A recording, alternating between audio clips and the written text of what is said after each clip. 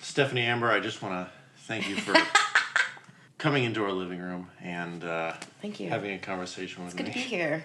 Feels Yeah. like I'm just right at home. Is your eyeshadow in promotion of... Oh my gosh, thank you for Brighter Days? noticing. Yes.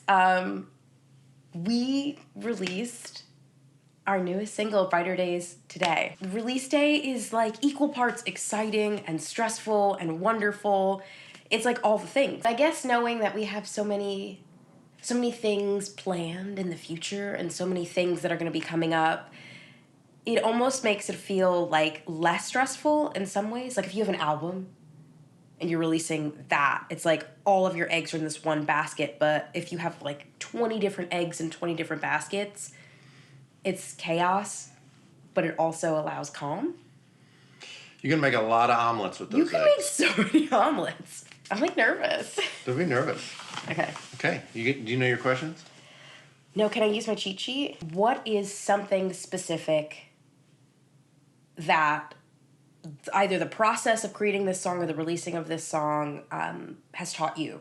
I think for me, I was taught by this song to really be open to inspiration even when I was really, really down or that we were really, really going through a hard time. I think it would have been much easier to not pick up the guitar and work because basically we'd had a huge argument.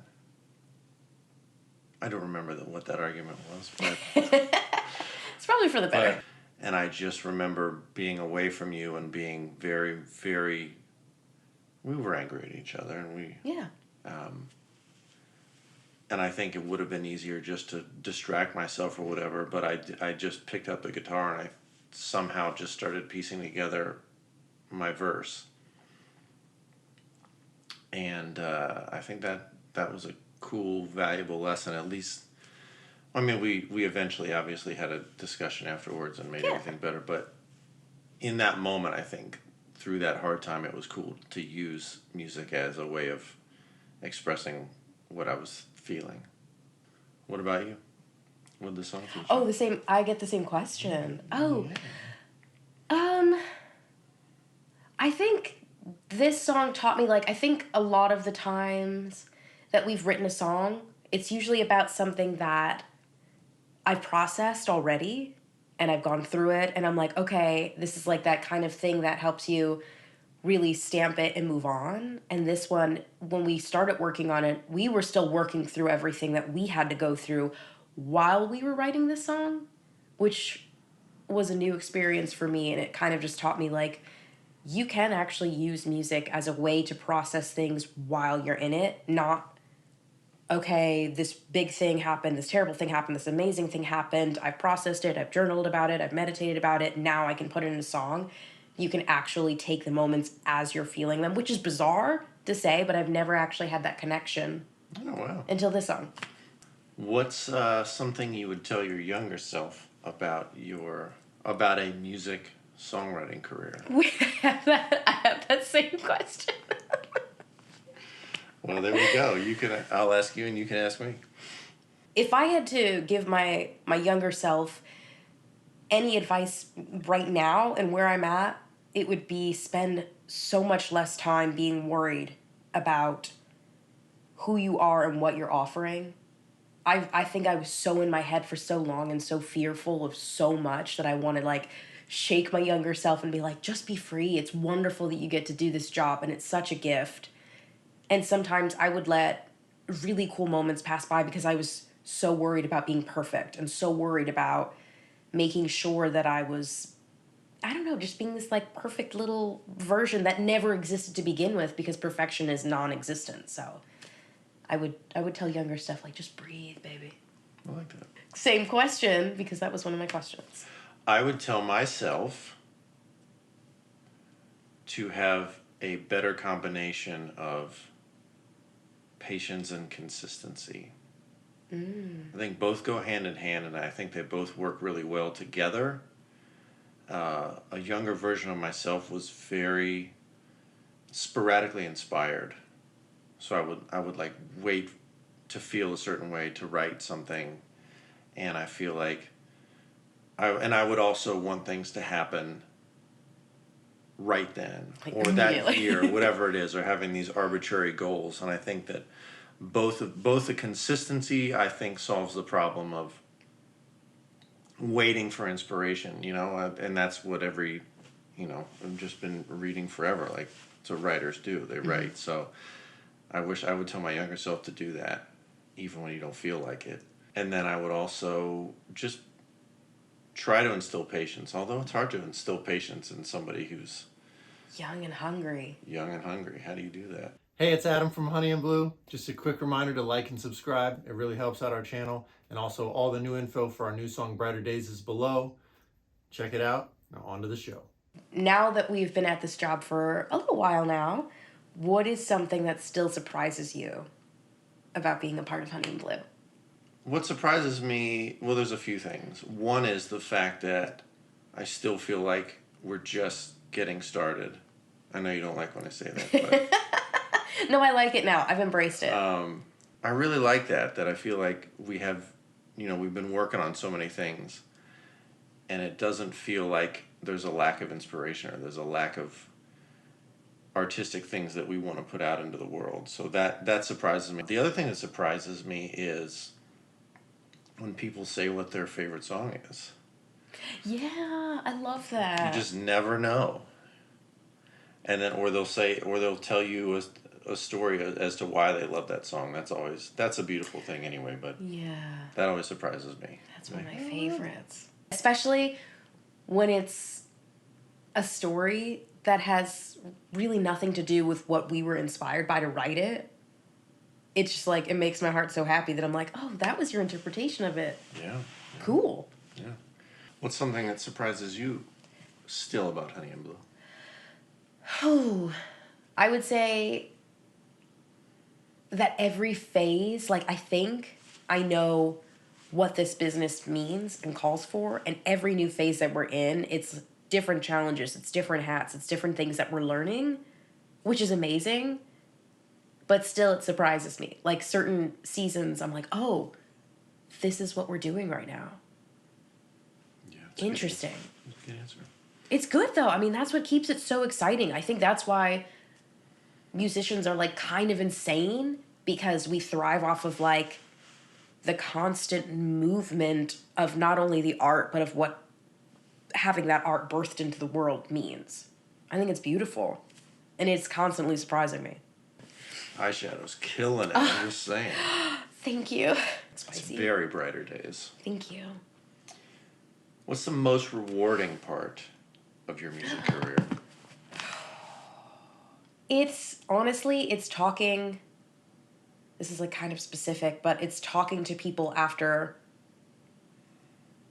shows, especially more intimate shows, like a show at Natalie's, like getting to talk to people afterwards. And it's not like, I always expected people were going to talk about like, oh, good job, which is amazing. But like, it's the stories that people are saying. It's the excitement of being like, I saw you here when you guys were just a duo. And like, the more that people are seeing us, they're feeling really comfortable with us and like becoming friends with us.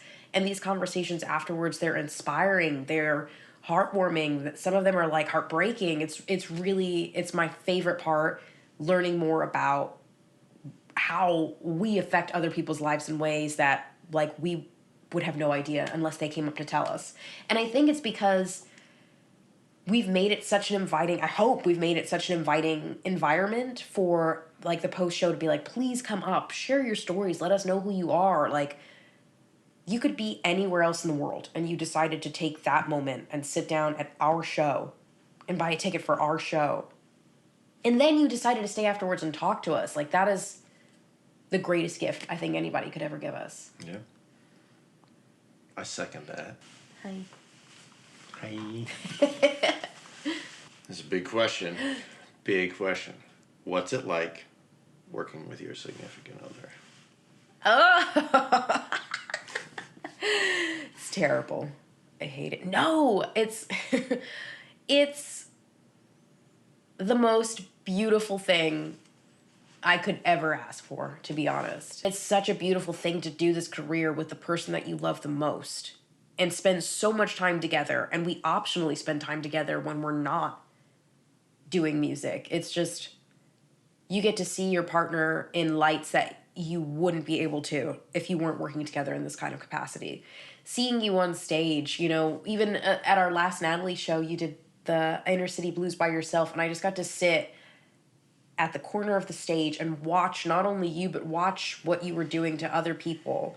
That sounds kind of weird, but like, you know, what like, what you were doing to other people. I mean, it's a beautiful thing to have that and to see you working so hard, pushing yourself every day. I see behind the curtain when there are days when you're not feeling good and you go out on stage and you give everything you have. I see behind the curtain when we're having a hard day in the studio and then you just come back at it with more fire and you're like, we're going to get to the end product. So it's a gift that I couldn't have anticipated, and I wouldn't have optionally been like, yeah, I want to find a guy that I can work with, write music with, have a life with, because to me that sounds like asking so much from a partner, asking them to be all of that in one person, and you rise to every occasion, and it's a gift. Well, that's the right answer. Thank you. The difficult parts are there isn't a line between work and our humanity between each other. It's like sometimes the emotions spill into the studio. Sometimes, you know, you realize that you haven't gone on a date in a really long time and connected with each other in that sense. So that part's complicated, but there's so many things that outweigh any of the negative stuff that it's just like you just have to be more intentional. So much more intentional with the relationship and so much more intentional about making space between the two. Because otherwise it's just this like blurry blob and of emotions and music and you're like, I don't know what's up. Yeah, and I think it's hard to have an off switch when you care so much about what you're doing. And I think that's, you know, it could be midnight and we're talking ideas or whatever. And I think we're getting better. Yeah. But I think I do like we started doing this thing now. I'm sorry, I feel like I like talked over you. I do like that we do this thing now where we ask each other, do you mind if I talk business? Like, just to say, like, are you in the space? And sometimes it's like, nah, man, like, I just got back from a gig with you. Like, I just need, like, 10 minutes to just, like, be. And other times it's like, let's go. We're learning. But it's like, it's asking, where are you at? Yeah. What space are you in? We're learning, aren't we? We are. Go us. Yes. Elbows. What is the most difficult part about where we're at in our careers right now for you? That was my next question. What's the most frustrating part of your career? But, no, it wasn't. Yeah. Wait, really? Yeah. Why are we the same? We spent too much time together. Too much time together. I think I need to get another hobby. You know how we were saying it was so nice working together? I think the most difficult thing is the same thing that that when we talked about what we would remind our younger self is, like, just have patience and be okay with where you are. I think that's the most difficult thing, is just being in the moment and knowing what we're doing and knowing that it's okay. And I think everybody struggles with that. I think just being okay where you're at in life. Yeah. You can want stuff and work towards things, but I do think the hardest thing, but also the most valuable thing, is just reminding yourself that where you are is okay. That's difficult. And I think that's probably the most frustrating thing, is that it never happens as fast as you want it to. It just doesn't. Anything in life. We are just getting started. And that's so frustrating, and that's so exciting. Well said. Frustrating and exciting. It's so frustrating and it's so exciting. Thanks, everybody, for listening and hanging with us. If you have questions for us, let us know, because we're going to try and do this a little more regularly. And, you know, we're always trying to express ourselves and just show different experiment. sides. Yeah. So thank you for hanging with us. Thank you for sharing the tunes and showing us love. We literally could not do what we do without you, so thank you. We do love you all.